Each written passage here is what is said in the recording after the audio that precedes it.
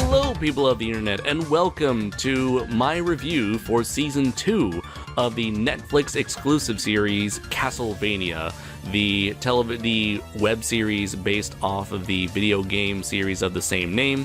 And of course, here with me again from the Castlevania Season 1 review is none other than Crookedlore from Crookedlore Productions. Oh, I'm involved in this. I swore you said it was your review. Oh, yeah, so this is our review. Well, I guess depending on how one may view a collaboration, this can be seen as my review starring you, or me and you doing a review together as making it our review. You don't need to worry about the politics behind that. There's no reason to defend yourself. I already know where I stand in this relationship.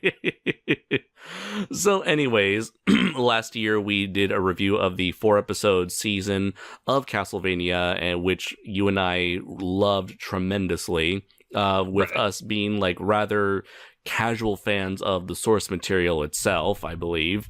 And so obviously it was like a no-brainer to do a review for season 2 in pretty much the same format as last time. So, hopefully it comes out a lot better, considering that was not my best. That's the first time I actually reviewed something. That is very true, because most of the time you've stuck to like doing scripted skits in an animated format. Right. So now that you've got a couple podcasts under your belt, I wonder who could be responsible for that. And now we are here to talk about the series that came out like right before Halloween on October 26, 2018. So, but before we had 4 episodes of, what was it? There I go again, forgetting names, of Trevor Belmont, pretty much teaming up with a sorceress, speaker, who was like a sorceress / like a sort of a traveling religious person. Yeah, traveling monk. Yeah, a sorceress / traveling monk named Sypha. Both of them defend the city of Greshit, I believe. Right. And by the end of the season, they were able to find and team up with Alucard, the son of Dracula, so that all 3 of them can team up and face Dracula and his horde of demons and monsters together. And so for this second season, now we are switching between the perspectives of Team Belmont and Team Dracula, as I will call them for the rest of the review. With Team Dracula, we are introduced to the other vampires in Dracula's army, and we see that these are vampires from all around the world, though we only get we only get to see the perspectives of 2 in particular. Godhand, who was a Viking vampire, and I believe her name was Camilla. Yeah, I believe it is Camilla. Yeah, it's Carmilla. Oh, Carmilla, yes, thank you very much. And so these are 2 vampires that are like sort of causing a lot of distress and commotion and conflict among the vampire army. And at the same time, you have Dracula's 2 human generals, Isaac and Hector. These are 2 individuals who have decided to say, fuck humanity, I'm gonna go with Team Dracula and screw everyone else everyone else in my species is over. Hector was just so angry at the fact his name was Hector. Probably. I mean, Isaac, that's a smart sounding name. Yeah, so that's intimidating right there. What's your name? Hector. Ew. It's like, I am the general of Dracula's army. I am the great and evil Hector. Maybe if he had a Spanish accent, that would probably work better. I am Hector Gonzalez. I am the leader of Dracula's army. That sounds a little bit more intimidating. Yes, you see, he was born with the wrong accent. He was born in the wrong country. Don't we all suffer from that? Probably, given the recent times, my friend.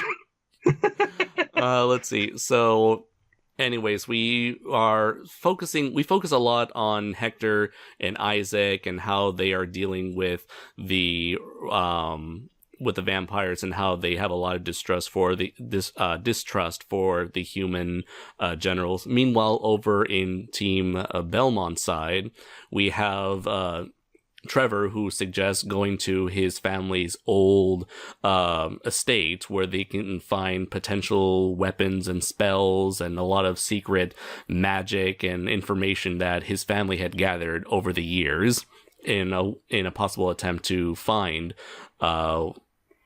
eventually find a means of defeating Dracula, or at least locating Dracula, since his castle is always magically teleporting to where it needs to go next. And so throughout these 8 episodes, it takes quite a slow burn as it actually takes its time to develop the characters, especially on Dracula's side. That might be one thing that people might not be too keen on, and that was it does focus quite a lot on Team Dracula's side as opposed to Team Belmont. But I think that's probably because you got a lot more characters to introduce and a lot more time, so you need a lot more time to develop them. What do you think? Yep. I do understand why they did it, but at the same time, it's weird seeing a show where you get more character development for the antagonist than the protagonist. Very true, yeah. I feel like, season 1 we saw Dracula for the first episode of season 1, which is literally 25% of the season, and the rest of the 75% was focused on developing Trevor and Sypha, and with a bit of Alucard being introduced at like the very last second, I believe. Like, he was sort of, I think they did show him in episode 1, I think, but he was mostly there properly introduced for episode 4 of season 1. And so he's still a bit of a mystery, but I feel like later on as the season progresses, they do show bits of character from him. And by the last 2 episodes, I feel like they really fleshed him out when he meets when he's fighting his own father. Yeah, I do have to say that Dracula, I'm really happy they did focus on him because he's one of the most interesting characters of this series. Oh yeah, most definitely. I feel like the way they presented Dracula in episode 1 of season 1 was a very fresh take, where he's a villain where you don't want to support him, but you totally understand where he's coming from. It's a classic example of a sympathetic villain where you totally understand like the sort of pain he's suffering from. You can tell he wanted to be a good guy, but he just left at that point with humanity being as shitty as it was in the Dark Ages. It's at that point where it's like, you know what, just fuck everything. And we see that sort of attitude progress further in season 2, where you can tell that among the other vampires, it's like they don't really exactly trust Dracula anymore, despite the fact that he is like the king of vampires, apparently, where it's like, wait a minute, if we kill all the humans, how are we going to survive as a species? And he's like, oh, well, I'll feed you with pigs and cows and whatever. And every vampire is like not too keen on that because I guess according to them, humans are like the most delicious or maybe the most healthiest choice for a vampire to survive. Otherwise, you're left with hungry and starving vampires who can barely survive on the blood of animals. Well, according to God Hand, is that his name? Godbrand, sorry. Godbrand, yeah. It gives him, pig's blood gives him diarrhea. Yeah, so it's not exactly healthy for vampires to feed on animals. Yeah. And so we especially have like Carmilla, who is, we have this whole entire subplot of Carmilla scheming, trying to, already having an idea in the back of her head to take over Dracula's army and potentially becoming like the next leader of the vampires. Yeah, she definitely is the femme fatale of the series. Most definitely, yeah. And she tries to schmooze with everybody, trying to get everyone on her side. She tries to stay on Dracula's good side. She tries to bring Godbrand over to her side, and she eventually is the most successful with I believe Hector. So I always liked female villains like this because it makes sense, especially for an attractive woman, to use her looks and her charm to win people to her side. Oh, yeah, definitely. And it's like she can be both subservient but also in control depending on the situation. So it's like While she knows Dracula, if she has power over a certain person, if she sees the slightest bit of weakness in that individual, she'll take full advantage of it and like just overpower them psychologically. while Dracula is the opposite, he is all power. Yeah, I guess that's very true. Like, she uses her wits, whereas Dracula uses, like, power and fear to rule over his people. Yeah. And, So I think that's a great balance between the two. yeah, very true. And in the meantime, you have Godbrand, who is just this, like, big, dumb brute of a villain who is easily manipulated by either character, despite his temper. It's like, he's sort of like a dog who's all bark no bite because he's not willing to fight against either of them. Yeah. One thing I was surprised about him, I was expecting him to be, I want to kill everything. I want to wipe all of humanity out of existence. But he's the one that says we need a strategy. Very true. Yeah, he does come off as like the dumb brute of the team, but he actually has he's the one with the most common sense in terms of, vampire survival. Yeah. But he also was mostly Dracula's comic relief. Oh yeah, most definitely. He was kind of there to like ease the tension among Team Dracula. Yeah. And, until the thing happens. We'll get to that in a moment. Very true. And as for the last two individuals, we have Hector and Isaac, which I found to be very interesting supporting characters. And it really does call back to Dracula's time when he was traveling the world in hopes of learning of the good parts of humanity, and there he came across two individuals that he befriended and also shared like a similar distaste in humanity. What I really like about that relationship is Dracula prefers the company of the humans over his own people, even though he wants to wipe out all of humanity.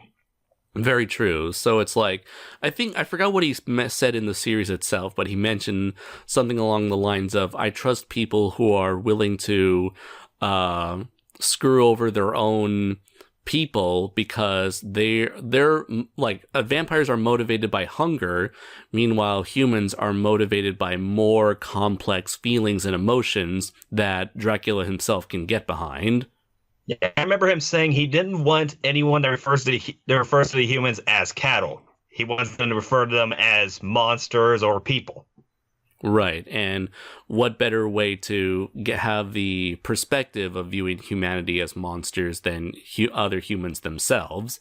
And so I forgot what Hector saw terrible in humanity. I know he is I think it was like him and Isaac. They're what they're called devil forge masters, where they can just take the dead bodies of devils and humans or just any sort of living creature that had perished and then just bring them back to life and make new soldiers that are loyal to the forge master and whoever the forge master deems as worthy enough to follow. Right. And so we have Hector, who is someone who is a far more bigger fan of animals and hanging out with animals, resurrecting animals than bringing to life people. And I think like within the first two episodes, they established, though not explicitly, that Hector had a rather abusive childhood. His mother and father never loved him, and one day he decided to just burn the house down with them inside. And with Isaac, go ahead. Now I was agreeing with you there. Okay, and with Isaac, he was someone who was taken in by a priest, and I believe like Isaac and the priest had some sort of, quote unquote forbidden love between the two of them, and that resulted in the priest like constantly abusing Isaac seeing his like love for him as being being a very sinful act, because again, this was like the Catholic Church of the Dark Ages. And even then, like when Isaac wants to be seen as equal to his master, he was stealing books just to learn how to read and to be educated. He wants to be seen as equal in the eyes of his master, but his master is not okay with that at all. And so eventually, with Isaac's love being rejected so brutally, he turned on his master and killed him. Yeah, Isaac's backstory is one of the darker backstories of all the characters in the story so far, in my opinion. Yeah, probably. Yeah. I would say so. That's a rather accurate statement to make. And I'm very glad that the series actually went there, because as soon as I saw the character and I heard his accent, I was thinking, okay, so I'm thinking, during this time that a black person probably would experience the worst humanity has to offer. But then it actually went in a rather interesting direction with his character, where it's like it wasn't so much racism, it was more along the lines potentially racism but also homophobia. And I thought, okay, that's a very interesting direction to go in there. Yeah, this is one of the few times I've seen it done right without it seeming forced. Very true. It flows so naturally. That's what I loved about it. Right. It's like they're handling this character trait as something that like that's a part of him, it defines him, but it's not like the only thing you know about him. Right. Yeah. But these two characters. Oh, sorry, go ahead. I was gonna say it's a good balance. I recently saw this video by a YouTuber, goes by the name of like the Council of Geeks, I believe, and he as a homosexual man was describing his thoughts on how media would portray homosexuals, and it's like there needs to be that good balance between having that trait be a big part of that defines the character, but not the only thing that defines the character. It's right. That's the real problem with it. Mm-hmm. when you have a character like this, you need a healthy balance, and it's really and often it always comes off as being one-sided. Right. Either it's like completely unnecessary. It's either like not unnecessary, but it's either a trait that adds nothing to the character, or it's a trait that the character is like it's only judged by that single trait. Right. Yeah, so it's like those two extremes there, and this one handled it in a very successful way, I would say. Yeah. Now, Hector and Isaac are also like Dracula and Carmilla, though the exact opposites of one another. Mm-hmm. Yeah. Hector is more naive and a little bit more innocent, not as violent as Isaac has become. Right, he's like Isaac has become much more bitter, and you can tell there's also a rivalry between the two as they both try to see who is the Dracula's preferred general. Yeah, that's another thing that came up. I going back to Dracula here. I did like the fact he wanted them to become friends because he knows in the end this is going to be them. Yeah, true. And I really like the conversations that Isaac and Dracula themselves have when they're alone together, where it's like, you know what? I would probably say you're the only person I could consider a friend at this point in my life. Yeah, throughout the whole series, at first Dracula came off as hating humans, but in the end, he would start wondering if he actually hates humans. Mm-hmm. Or if he's just angry. As the story progresses, you start to learn he doesn't want to just kill humans. He wants to get rid of everything. Very true. This guy is clearly on like a suicidal journey where like obviously it's like people have pointed out throughout his vampire brethren have noticed that he has stopped feasting on blood, and that he is slowly growing weaker and weaker and more, how would I say? Yeah, weaker, less energetic, more apathetic. He is like far less passionate, so he feels like once he's done killing the human race, that he wants to like just end his suffering altogether, and he wants to take everybody with him. And that's clearly not what people like Godbrand and Carmilla, they're totally not all about that. Yep. Dracula even said that that all of the vampires wind up starving to death in a year, even though he True. says he has these reserves for them and all that. Very true. And Isaac himself, well, not Isaac, but Hector, he eventually kind of like joins Carmilla's side simply because he wants to see humanity survive. He initially thought that Dracula would at least save the parts of humanity as cattle so that they can be like still be alive, because like he still has that sympathy towards living beings and most likely animals. So it's like if humans were treated like animals, then he would probably feel much more better. He'd be able to sleep at night. But Right. yeah, he's totally not about wiping out humanity. So he eventually betrays not like he begrudgingly betrays Dracula, because at the end of the day, that's his friend, and he really doesn't, and that's his friend that he was loyal to, and he feels a lot of regret by the time he betrays Dracula. Oh, and then Carmilla decides to do the same to Hector. Oh, yeah, that's very true. And, Carmilla ends up like just treating Hector as nothing more than just like a pet or a tool for her own gain. Where Dracula is the tragic villain, Carmilla is the villain you want to die. Very true. And let's see. My one disappointment I do have is that we really don't get any sort of character development or any sort of exploration with the other vampires, and that's a shame because I really like their designs. You can like I mentioned, they're from all around over the world, so you can tell. Oh, okay, this one's from Asia, this one's from Europe. Yeah, I really love that. I really love that. You could tell that they weren't from the same area. They were different country. They were different types of vampires. Yeah. Even different powers. True. And you can tell that it also shows that Dracula has such immense power that he's able to have this wide reach in terms of his power and influence, as he's able to communicate and bring so many people from around the world under his command. Right.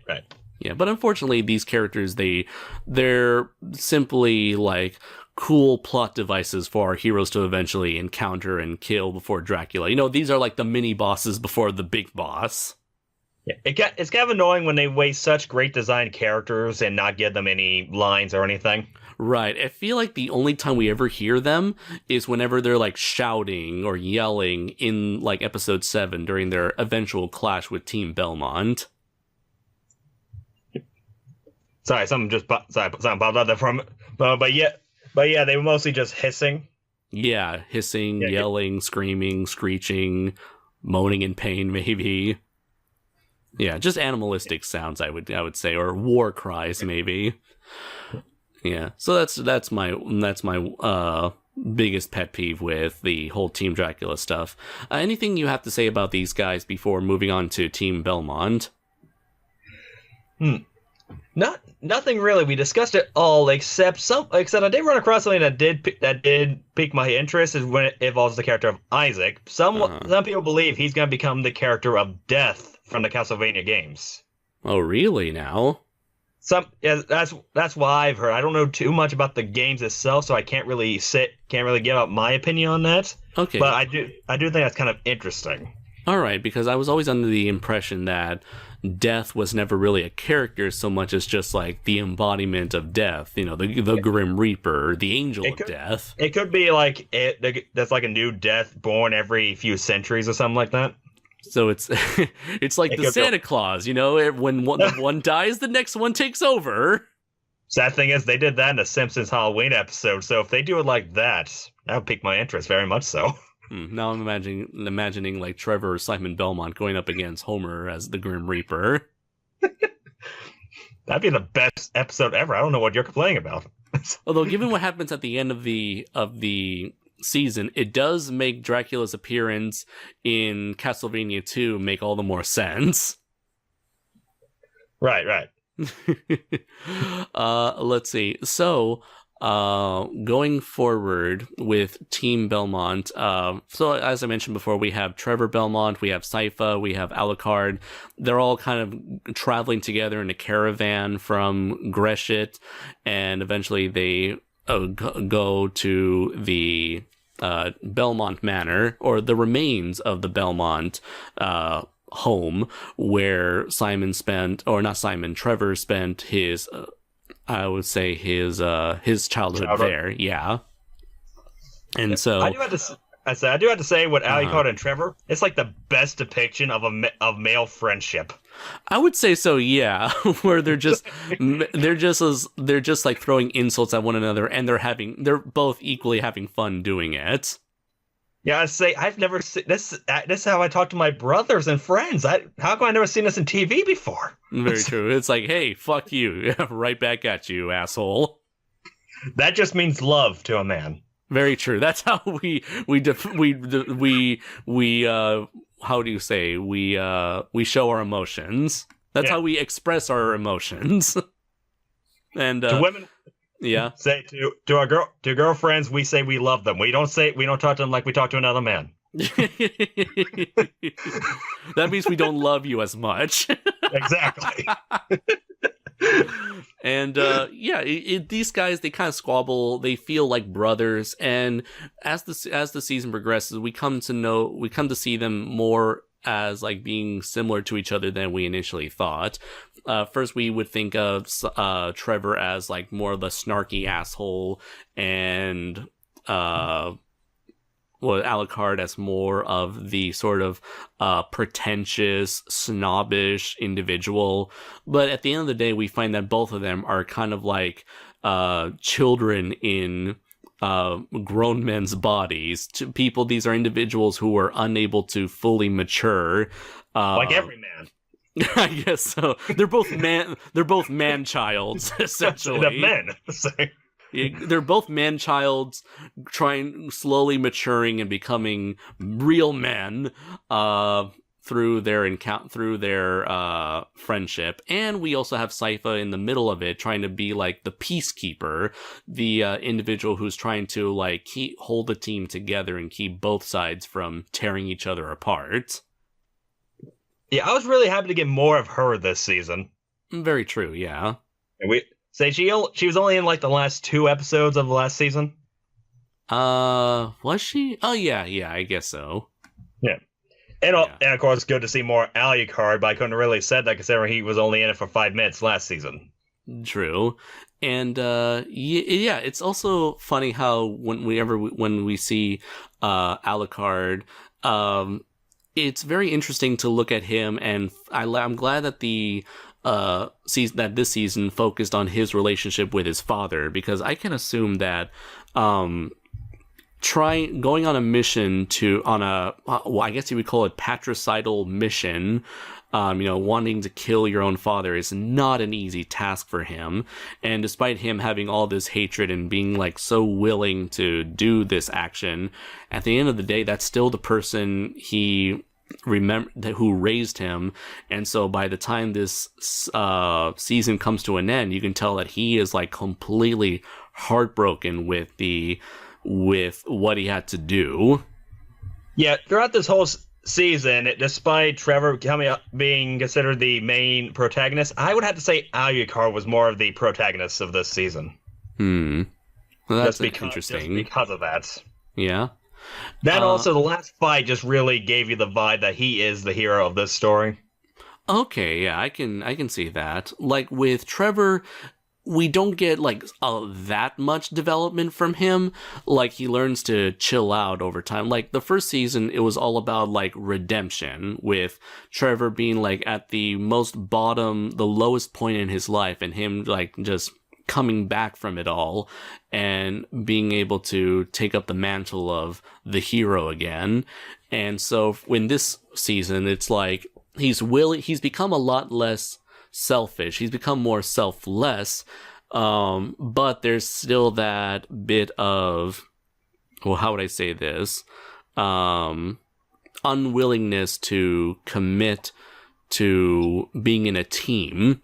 So it's like that's the next challenge for him.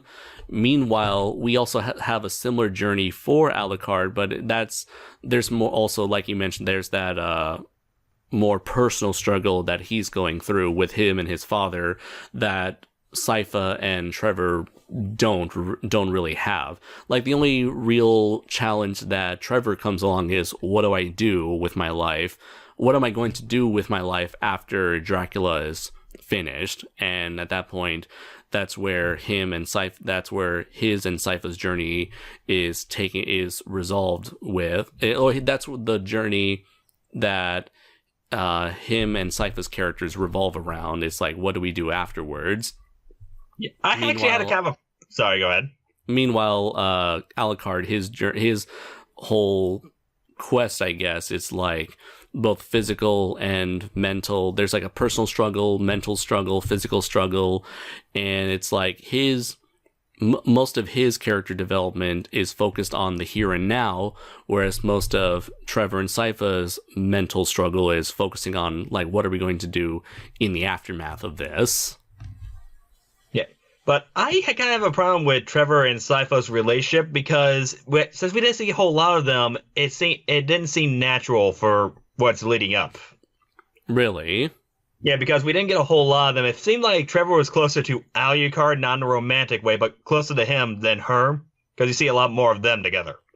I see. I kind of disagree. I feel like we got enough of a relationship building between Sypha and Trevor, and it probably could be because I just like the scenes of Sypha learning as much about Trevor's family and becoming enamored with his role as like a protector of, humanity, his family's legacy of protecting humanity from evil, and her being inspired to want to continue doing that sort of thing. And it's like and the fact she ran across a book where all of his ancestors talk about their penises, apparently. Yeah, that I love moments like that where, just like with Godbrand and with Team Dracula, there are a lot of moments of levity here for Team Belmont. And I would just say it's like it almost could be seen as like by watching Sypha be enamored with the idea of taking on the role of the old Belmonts, that also it's like that also inspires Trevor himself. I'm thinking of Simon mostly because of like Smash Brothers is coming up very soon, and that there are so many Belmonts. They're like JoJo's. Yeah, this Castlevania is essentially the JoJo of video games. I won't be surprised if season 3 is going to focus on Simon now. Now that would be kind of cool to see. Yeah, you see, you're going to have Simon. He's going to face off against Dracula. He's like, I know what you're going to say next! And Dracula's going to be wearing this bright yellow outfit with hearts all over it. No, that's going to be for the next That's going to be for the third Belmont. Oh, okay. Yeah. You see, you're going to have Simon, and he's going to be like, first you're going to say, how dare you? Did you plan this all along? How dare you? Did you plan how this all along? What? Wait, wouldn't Godbrand be better as the Pillar Men? Because he kind of looks like them. Kind of, yes. He does enjoy being quite shirtless most of the time. Yeah, I'm just saying, if we're gonna do this right, I think that's how it works. Then we'll bring back Dracula for the third one. And at which point he's going to be, doing a lot of these extravagant shirtless poses, as we barely see him until the last episodes. And yells out the word useless in another language. For some reason, yes. Because he's that obsessive. Let's see. The more I think about it, JoJo, the early seasons of JoJo, or the first 2 story arcs, really do feel like Castlevania. Yeah, I'm starting to see that too, and that's bothering me kind of a bit. You see, like, JoJo's Bizarre Adventure is essentially like Castlevania meets Dragon Ball Z. And Magical Girls because of the posing. Probably, but it's more. I'd say so. Yeah, I would say more like Vogue model, supermodel styles of posing. Yeah, because I'm saying I don't remember. The only posing I remember from Dragon Ball was the Ginyu Force and the Great Saiyaman. Exactly. There you go. Maybe it's more like Sentai, really. But eventually we're gonna have like Bizarre Sentai Joe Ranger. So back to Castlevania, which is JoJo but without the man service, all the male the fabulousness. Yes, without the fabulousness. In fact, this is a far more, gritty and bloody and violent series. What's the fun in that? Well, we'll see. You see, before going into, like, I guess the artistic aesthetics, grim artistic aesthetics of the series, is there anything left to talk about with Team Belmont? With Team Belmont, well, first off, after you describe the relationship, I can kind of see I kind of see where you're going, but at the same time, I still don't understand how Trevor gained his feelings for her. I understand her gaining feelings for him, learning more about his family. Right, and just having a lot of appreciation for what his family has done over the centuries. My assumption is that, like, what probably brings Trevor closer to Sypha is probably due to him being very grateful for Sypha inspiring him to give him this, like, new lease on life. I see it as just Trevor not wanting to be a loner anymore.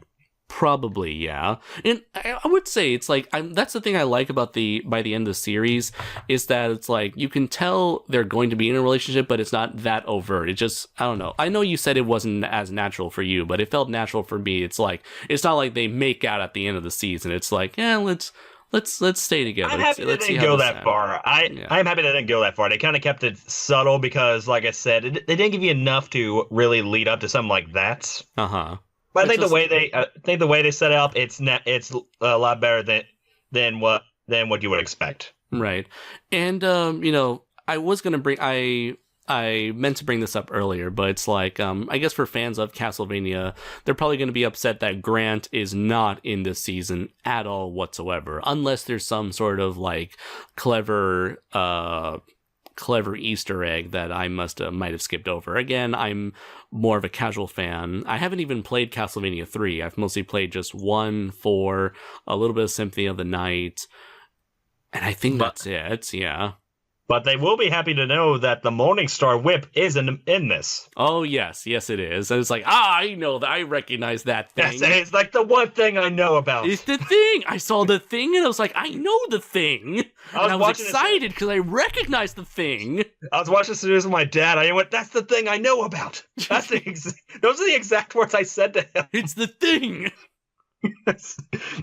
Yes, I watched this with my dad, by the way. We are both messed up people. And so in the original, because this game takes place a further continuation of being an adaptation of Castlevania 3, Castlevania 3 being a prequel to the rest of the series, at least in terms of, like, the main series, not counting any reboots.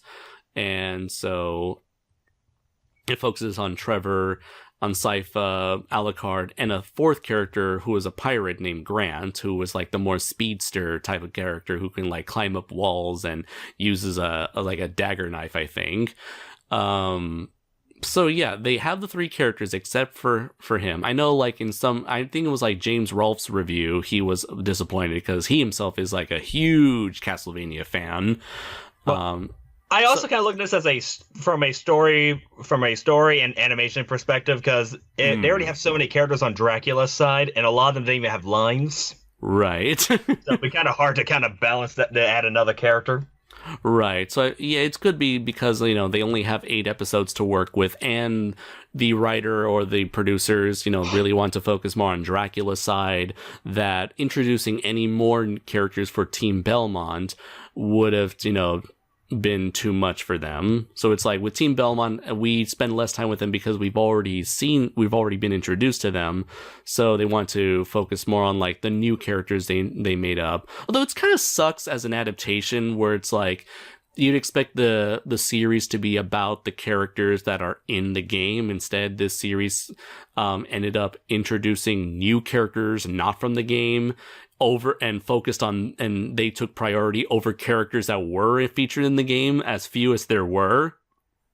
Yes, I think Carmela's in the game. Oh, really? Okay. Yeah, she comes up as a character in the games when I looked her up.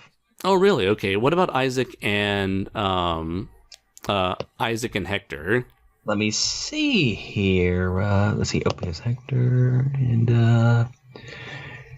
He's a devil master. Where did you? It seems like he appeared in the Hector appeared in the game Curse of Darkness.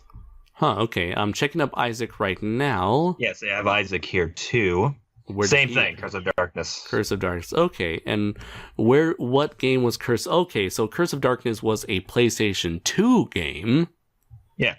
Ah, okay then. Yeah, I had no idea. Like, funny enough, when it comes to Castlevania, everyone talks about like the older games and like the DS games and like the Lords of Shadow games, but nobody ever talks about like that. And it felt like there was an empty gap. I'm convinced there was an empty gap between PlayStation and like Nintendo DS. Yeah, exactly. But other characters like Godbrand and all them were not in the games, apparently. At least as far as I could see. Okay, then. Okay, so that is kind of interesting that they take certain characters and sort of take characters from other games and put priority on them over like the one character who was here. But then again, it's like I'm only a casual fan, and I'm more of when it comes to adaptations, my like thought process is, if it works on its own, then I can forgive its changes. Yeah. Yeah. Also, another thing to keep in mind here is that the original game didn't have a whole lot of characters to work with, so it makes sense getting characters from other games into this. True, yeah. I just find it very ironic that of the few characters that are in Castlevania 3, they dropped one in favor of others.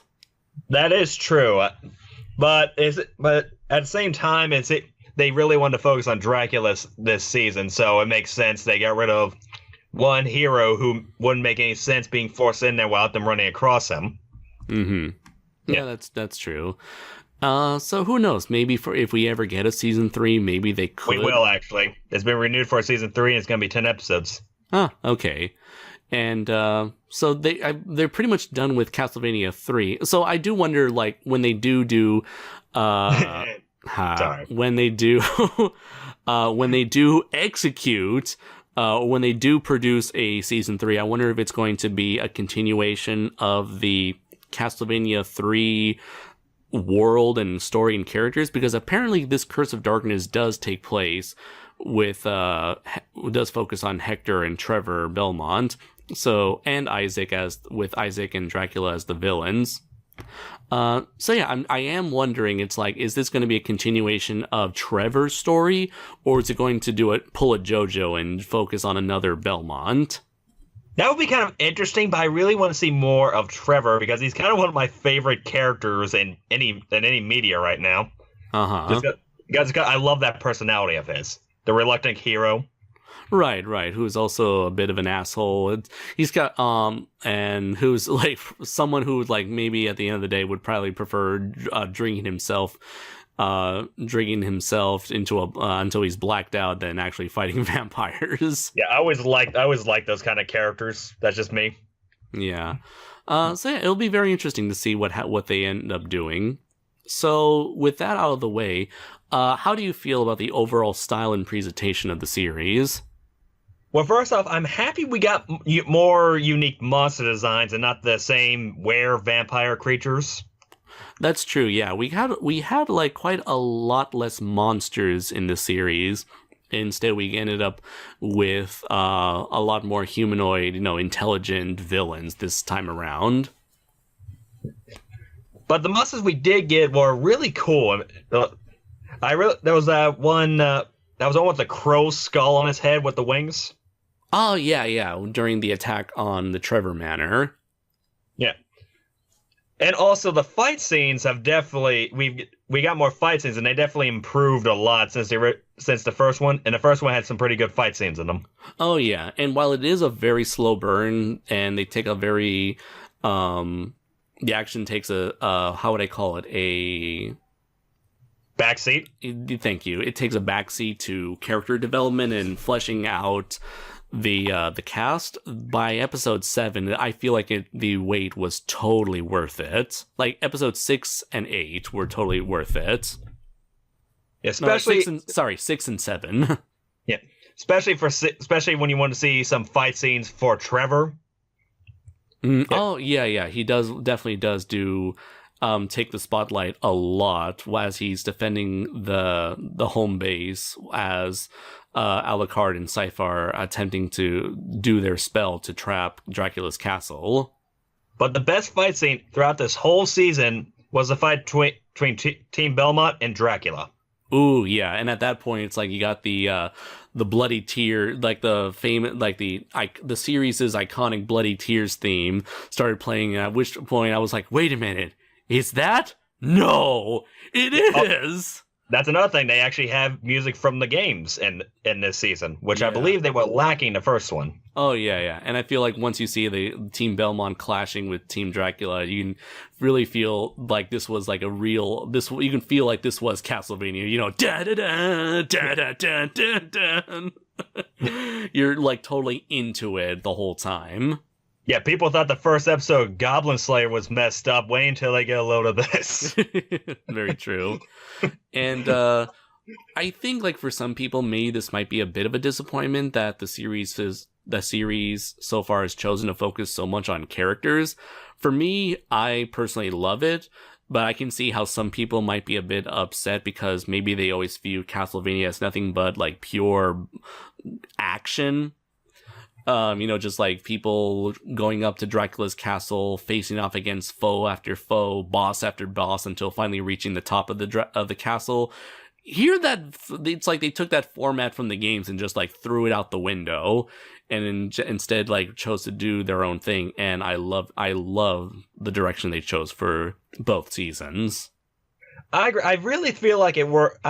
Now, when it comes to adapting something that someone else created, I believe you should try to keep it the same feel. But I think they did when you get to the action, you get so much of it, it makes up for the lack of it. I would agree with that. And let's see, with you mentioned animation is much better. The action scenes are much better. I feel like, would you say that there's a less emphasis on horror this time around in comparison to season 1? I'd say it's more thriller this season than it is horror. Yeah, true, because it's dark fantasy. That's it. Dark fantasy would probably be better. Yeah, I would say I agree, because this feels a lot less like humanity trying to overcome an impossible, inhumane, unimaginable horror. Rather, it's just like people squabbling or arguing amongst each other. It's a clash of like ideals, and just like a comparison and an experimental sort of not introspect. I'm not sure if that's even a real word. It's like how do you call this? A character. It feels like a very complex character study from the view of both the protagonist and antagonists, as opposed to, just focusing on people struggling against unimaginable monsters and horrors. So It does feel, the narrative and the animation as a result of it takes a very different style and much more, how would I say, complex approach this time around. Yeah. One thing I did want to mention is the ending gave me something I've wanted to see in an anime series for a long time. I actually felt pity for these characters. The villains, you mean? Both Alucard and Dracula in the end. Oh yeah, I would definitely agree there. And you hardly get characters that you actually feel for when something happens to them in Western animation. True. And I do think that by the time you get to that ending, I feel like the series earned that certain ending, and it wonderfully built up to that moment. Yeah. So without all the blood that you see through it, you see this, and then you just kind of feel sad for everything that just happened. True. Like, you could tell, like, I like how, we didn't mention this before, but the very first episode, we get a flashback to the moment that Dracula's wife, Alucard's mother, was taken away by the evil priests, like the head priest. The bishop. The bishop, thank you. Whose corpse makes an appearance this time around. That's one thing I was a bit disappointed with. I thought that because his body kept getting teased, you can tell that they were foreshadowing his corpse's involvement. So I thought he was going to be like resurrected as a evil soldier for the Belmonts to fight. Or for Team Belmont to fight, but yeah, he was using a much different matter. Yeah. I was thinking the same thing. I was even thinking to myself, Andres says he was going to stay dead last time we reviewed this. I'm going to show him now. Then they kind of just took a quick turn on me. Just True. You would expect him to. I was expecting like the bishop's like personality to stay intact. It's like I've seen the fires of hell and I decided to join them. Yes. That would have been really cool to see, but it would have been impossible to fit into all of this. Yeah, and I do got to give a lot of credit to the team for being able to pack as much content as they did, or as much like story into these episodes, because the first season had 4 episodes, this season had 8 episodes. It's not exactly a lot to work with, but I feel like they were able to make a story for both seasons. They were able to make a story that could fit. That can fit, for the most part, into these limited formats. It's not like, like the Godzilla anime, where it feels like it was like a small story that was stretched into 3 movies, or it was a small story that came from a bigger story that was then stretched back into a bigger story.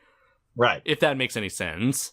A big story that with a lot of content cut, but then expected to fill that same long 3 movie format.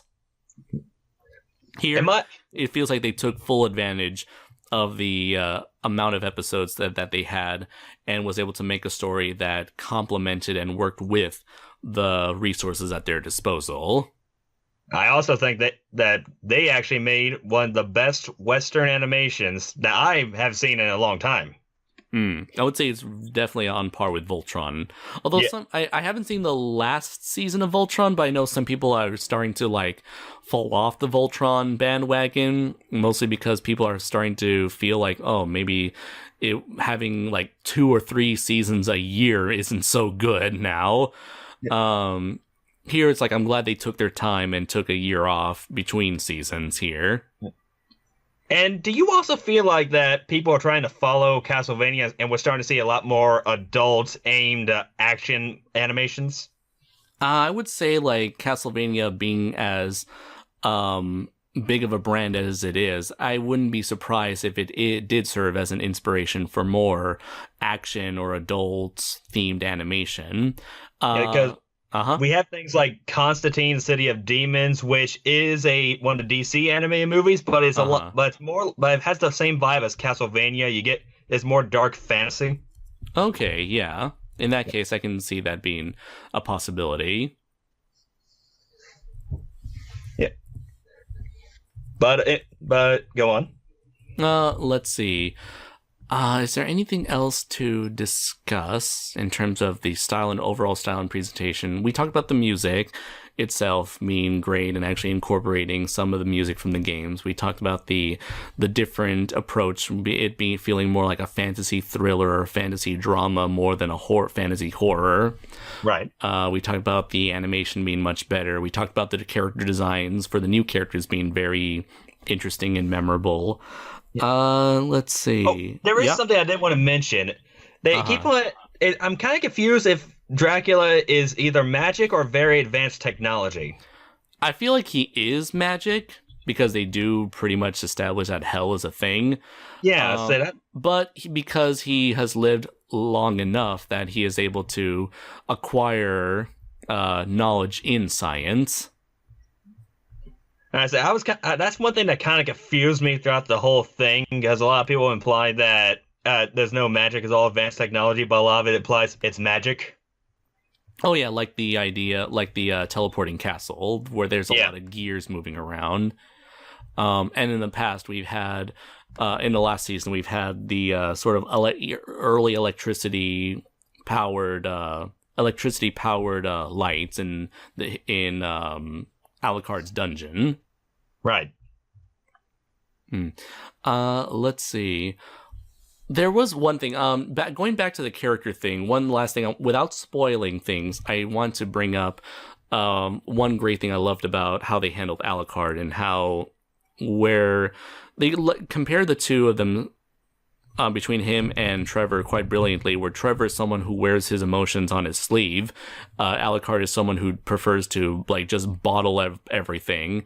And by the last episode, when he does like, kind of let his emotions out, it's a very effective scene. And it was a beautiful moment to end on. Yeah, I'll admit I nearly shed a tear at that scene. And I don't blame you, man. Yeah. Also, another thing I wanted to bring up, because it was bothering me the first season, was how old Alucard is. They never explain it, but he does say he aged faster. Very true, yeah. And I guess that was one thing I forgot to mention, too, where it's like, whereas Simon Belmont is someone who lost his parents at a very young age, and he's just kind of like this lost child in a man's body. You said Simon again. Sorry, Trevor, damn it. Trevor is someone who feels like a lost child in a grown man's body. Supposed to, unlike Trevor, Alucard is literally a child in a man's body. Right. That was bothering me because you see how young his mother looked, and then you see that he was a full-grown adult when this all happened. Yeah. And you can't imagine them being together for, his mother and Dracula being together for, 2-3 years, maybe 5 max. Yeah, I was so confused. I wanted to know if he aged faster or if she gained immortality or something. Right. Yeah. And that was a nice thing that was brought up by Carmilla, where it's like, how come if you love your wife so much, how come you didn't turn her into a vampire like the rest of us? Or are you someone who prefers humans to vampires now? And that was like a nice thing where you can tell it was true love for Dracula to have appreciated, him, and because of his wife, he has an appreciation for humans and respectfully kept her as a human. Yeah, actually, funny thing, I kind of have a funny way how I see this. Mm-hmm. When he married his wife, I see that he also kind of married all of humanity. But once they killed his wife, he saw as more of humanity breaking up with him.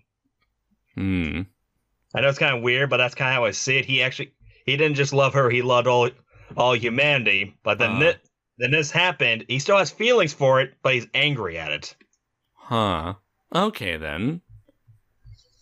And so it's kind of like someone who just got through a nasty divorce, and now he's like going on he's binge drinking, going on like a suicidal rampage. Yeah. I know it's a weird way of putting it, but that's kind of how I saw it. Yeah. Maybe you're onto something there, Crooked. Or maybe I'm just overthinking it. Or maybe it's Maybelline. I was hoping you wouldn't do that. I can't believe it's not butter. So I guess to finally wrap things up, what are your final thoughts on Castlevania Season 2? A lot better than the first one, and keep in mind, I loved the first one. And also, I can't wait to see what they're gonna do for the next season. I definitely agree with you there, man. I was also a fan of Season 1, and I was very impressed with what they were able to do with such limited time, and seeing what they can do with twice the amount of time. I was really surprised, and I love the whole journey through. If you have a show that makes me want to binge the entire season in a single night, you've done something good there. Exactly. Like anything that makes you say, maybe one more episode every time, then yeah, this is definitely a series that's definitely worth checking out, and I highly recommend it to anyone. And if this was available on Blu-ray, I'd buy it in a heartbeat. The first season is supposed to be coming out on DVD. Oh, cool. I'll probably wait for the Blu-ray. All right. Because I'm an HD nerd at this point. So let's see, what would be your final rating in a 1 to 5 star rating out for Castlevania Season 2? A 1 to 5 star, you said? Yeah, or 1 to 5 anything. Actually, I'm gonna go 1 to 10. I'm gonna give it a 8 out of 10, just because I wanted to see more character development for our heroes. Okay. But that's me, a very minor yeah. thing. That's just me. Okay. For me, it didn't bother me as much because the Team Dracula stuff was so damn good. So I'm going to give this another perfect 5 out of 5 for me. All right. So if you haven't watched Castlevania Season 2 and you have a Netflix account, go watch it as soon as possible. And even if you don't have a Netflix account, you can always get a 1-month free trial and still have time to check out the series for yourself. So, I have been Andres Perez, aka KaijuNoir. And I have been Crookedlore Productions. And until next time, everybody, take care.